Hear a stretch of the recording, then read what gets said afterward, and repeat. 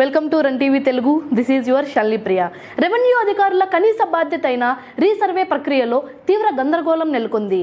ఎందుకు ఇలాంటి సమస్యలు వస్తున్నాయి, దీని పరిష్కారం ఏమిటి అనే ప్రశ్నలు ఇప్పుడు ప్రజల్లో తీవ్రంగా వినిపిస్తున్నాయి.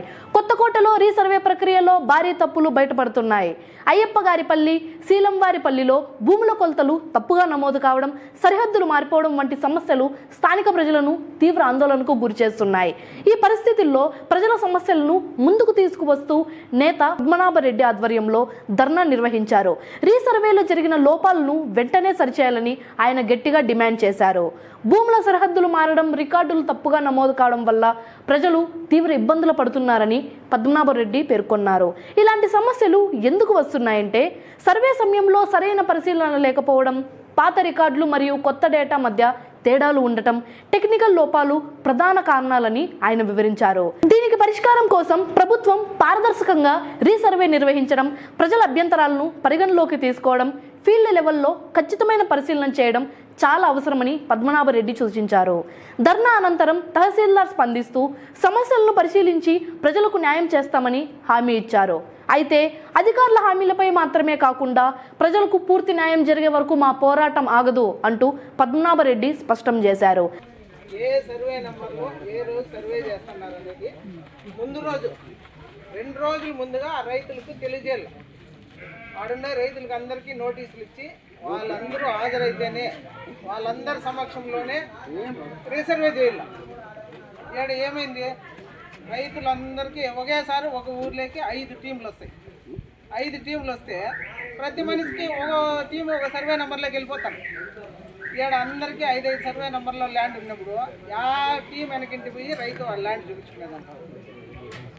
ఏమంటే ఒక్కో టీం మాకు 15 ఎకరాలు టార్గెట్ ఈ రోజుకి మేము కంప్లీట్ చేసేలా ఎవరు చెప్పిన వాళ్ళు రాసుకుంటా వెళ్ళిపోయినారు. ఇక్కడ ఏమైంది, కొన్ని ఎల్పిఎం నెంబర్లు ఇచ్చిండే నెంబర్లు కూడా నా పేరుతో ఎల్పిఎం నెంబర్ రాసానమ్మా, ఈ ఎల్పిఎం నెంబర్ ఇంత అంతే, నెంబర్ ఎంత చెప్పండి మేము రాసుకుంటామంటే కూడా ఇచ్చిందా ఎవరికి. మళ్ళీ ఈరోజు 1 బిల్ ఇచ్చినారు, ఆ ఎల్పిఎం నెంబర్లు లేవు. ఏమంటే ఈ రైతులు వ్యవసాయం చేసుకునే పనులు వదిలేసి రెవెన్యూ ఆఫీసర్ చుట్టూ తిరిగే పరిస్థితి ఈరోజు మనకందరికీ వచ్చింది. అయితే మనకెందుకులే అనుకుంటా పోతే ఒకరొకరు తిరిగితే ఎంత ఖర్చు పెట్టాల్సి వస్తుందో మనకందరికీ తెలిసిందే. ఈరోజు మనమందరము ఎంతమంది వచ్చినాం కాబట్టి ఎంఆర్ఓ గారు నేను వచ్చి వివరణ ఇస్తానంటున్నారు. ఎంఆర్ఓ గారిని ఒకసారి రమ్మన్నాం.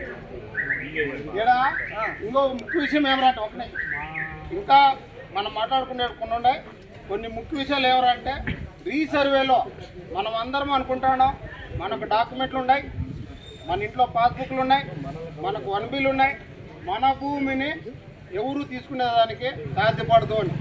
వాస్తవంగా మనకు సంబంధించిన భూమి రీసర్వేలో ఒక్కసారి మన పక్కింటోనికో ఎదురింటోనికో పడిందంటే వాళ్ళ అనుమతి లేనిది వాళ్ళ దగ్గర నుంచి మన భూమి మనకు రాదు.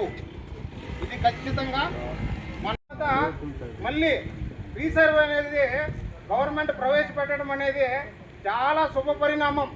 ఈ రీసర్వే వల్ల మనకందరికీ మంచి జరుగుతుంది. మనకందరికీ వివాదాలు లేనటువంటి పల్లెలు మనకు ఉంటాయి. దీనివల్ల మనం ఎవరు కొట్లాడుకోకుండా సరిహద్దులు గొడవలు ఉండవు. మనం కేవలం వ్యవసాయమే చేసుకోవచ్చు. దీనివల్ల మనం అంతా సంతోషంగా ఉంటాం.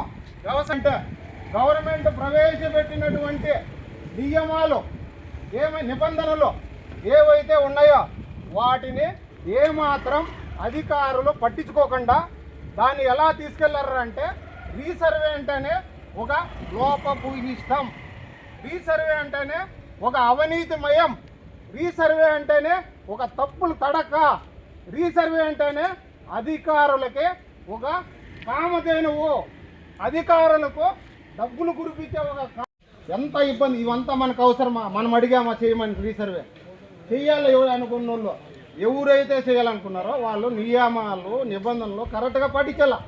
మన పాటికి మనం ఎప్పుడు కానీ గవర్నమెంట్ వాళ్ళు మాకు ఇది చేయండి మనం భారతదేశంలో అడగని ఒకే ఒక జాతి ఏదైనా ఉందంటే మన రైతు జాతే. ఎవరు కానీ మాకేమైనా చెయ్యండి డిమాండ్ చేయం. ₹1 రేటు పెంచితే ఆటో వాళ్ళు ఏం మాట్లాడకుండా ఎక్కుతారు. ఒక సేవింగ్ షాప్కి పోతే వాళ్ళు ₹50 రేటు పెంచితే ఏం మాట్లాడకుండా చేసుకొస్తాం. ఒక ప్రావిజన్ స్టోర్కి పోతే ఏం మాట్లాడకుండా చేసుకొస్తాం. అయితే ఇంత కష్టపడి మనం మన సరుకులు మార్కెట్కి తీసుకుపోతే ఆడ అడిగే వాళ్ళేరు.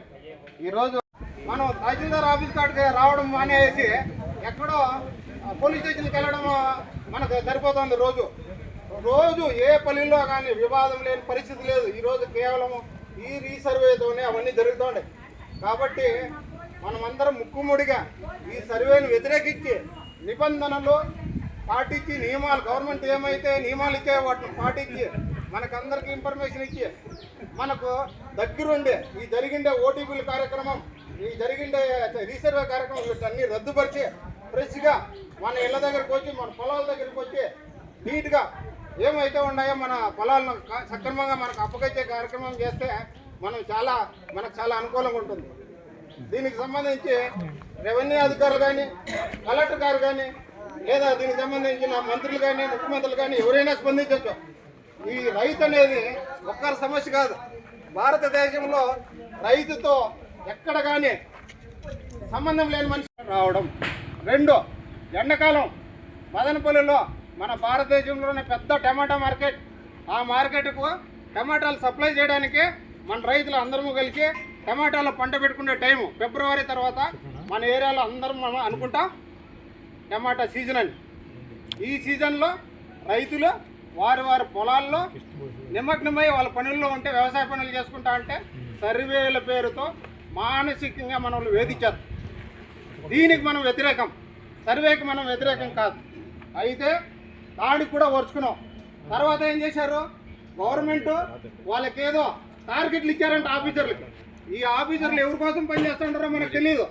మనమంతా ఏం తెలిసినా మనం కట్టే ట్యాక్సులతోనే వీళ్ళంతా జీతాలు తీసుకుంటుంటారు. అయితే వీళ్ళు మన ఇళ్ళ కాడికి వచ్చి వాళ్ళ జీతాలు తీసుకునే కోసం ఏం చేస్తున్నారంటే వాళ్ళ టార్గెట్లు అచీవ్ చేసే కోసం, టార్గెట్ అచీవ్ కాకపోతే గవర్నమెంట్ వాళ్ళు మందలిస్తుందేమో మనకు తెలీదు. అయితే దానికోసం మన దగ్గరికి వచ్చి వాళ్ళు ఏమీ రూల్స్ నిబంధనలు పాటించకుండా వాళ్ళ ఇష్ట ప్రకారం సర్వే కంప్లీట్ అయిపోయింది ముగించుకొని వచ్చేసారు. అయితే ఏ ఒక్క మన గ్రామంలో ఏ ఒక పల్లెలో కూడా ఒక్క మనిషినే సర్వే సక్రంగా జరిగింది ఒక్క పాస్బుక్ వాళ్ళు ఎలా ఉన్నారంటే కలెక్టర్ని దాటిపోయినారు. మా గ్రామాల్లో పనిచేసే రెవెన్యూ అధికారులు ఏం మాట్లాడితే కూడా కలెక్టర్ని గౌరవంగా సోమవారం రోజు ఆఫీస్కి అడిగినామంటే గౌరవంగా రైతులకు సమాధానం చెప్తుంటారు. ఇక్కడ ఏమాత్రం వాళ్ళు ఎదురుగా నిలబడుకుండే పరిస్థితి లేదు. కాబట్టి వీటిని గౌరవించి ఈ రీసర్వే కార్యక్రమాన్ని ఖచ్చితంగా క్యాన్సిల్ చేసి రైతులకు అనుకూలంగా శాంతియుతంగా మనం చేస్తాండే పోరాటానికి అధికారులు సహకరించి మన దీనికి సపోర్ట్ చేయాలని అందరినీ కోరుకుంటాండా. ఇక్కడ వచ్చిండే పెద్దలకు, చీలమారపల్లి, బైబగారపల్లి రైతులకు సపోర్ట్ చేసే వాళ్ళకందరికీ మద్దతు తెలిపే వాళ్ళకి అందరికీ పెద్ద ఎత్తున నమస్కారం తెలియజేసుకుంటాం. రైతులకు ఇన్ఫర్మేషన్ లేకుండా రైతులు వ్యవసాయ పనుల్లో బిజీగా ఉన్నప్పుడు రైతుల్ని వేధించి వాళ్ళ ఇష్ట ప్రకారం సర్వే చేసుకొని రాకూడదు. ఈ మధ్యకాలంలో 2-3 రోజుల నుంచి వాస్తవంగా వర్కింగ్ డేలో వాళ్ళు పని చేయాల్సిన టైంలోనే వాళ్ళు పని చేయరు. అలాంటిది మన చిలవారిపల్లి పంచాయతీ అంతా నిన్న రెవెన్యూ అధికారులు వచ్చి ఓటీపీలు తీసుకొని మన స్లిప్పులు ఇష్యూ చేశారు. దీనికి సర్వేకి సంబంధించి రీసర్వేకి సంబంధించి స్లిప్పులు ఇష్యూ చేశారు.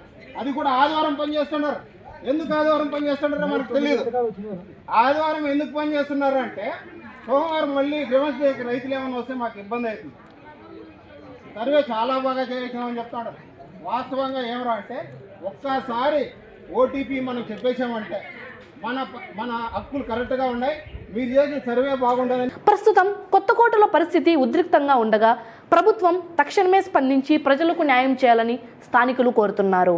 ఇదే అంశంపై మరిన్ని అప్డేట్స్ కోసం మా ఛానల్ని ఫాలో అవ్వండి. ఇది run TV Telugu. I'm your Shalini Priya.